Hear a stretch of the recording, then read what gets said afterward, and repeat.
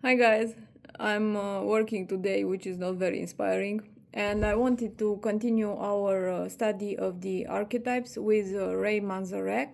Of course, this is only my interpretation, and I think he belongs to the Maverick and with a hint of pixie. And what does it mean? When we talk about the Maverick, we have a rebel and we have someone who is highly intelligent. And to take an example of the Maverick, I think the most spoken to me is Agatha Christie's Hercule Poirot, because these people are very self-aware. They cherish very much their image and the way they present themselves to the world, and they have also a very high IQ. And I think Hercule Poirot is a great example, and also he has this way of always looking put together. And there are many examples, but once you see it, you start to see it everywhere, this archetype, And I'll give you an example. If you take an Oxford shoe, that's a classic. But the perforation on the top of the shoe, that's the Maverick. And if you take, for example, a swan, it's the same thing. That's a classic energy. But if you look at the back of the swan, the way it's designed with the contrast in between the orange and the black, that's the Maverick energy. And I'll give you an example with a song.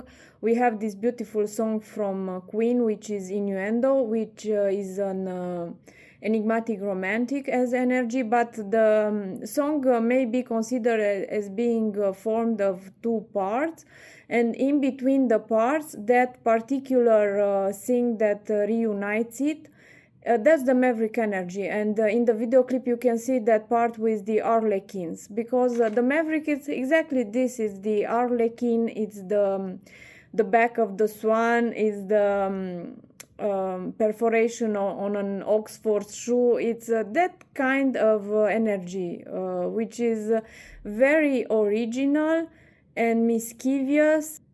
If we extrapolate in the same category for women, we'll find a great example with Madonna. I think she embodies the same energy of the Maverick.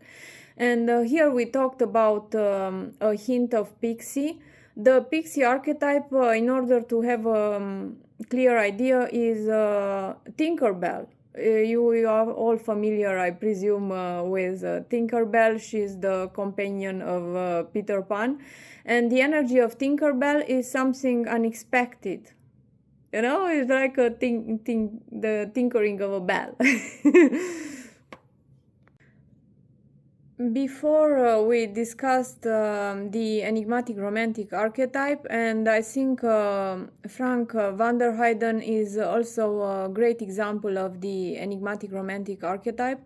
And these people have this very vivid imagination. They are a little bit dreamy, and when they work with someone who has a Maverick energy or dramatic classic, this helps them to anchor the energy and gives them access to their inner strength. Therefore, they will form a very powerful dynamic.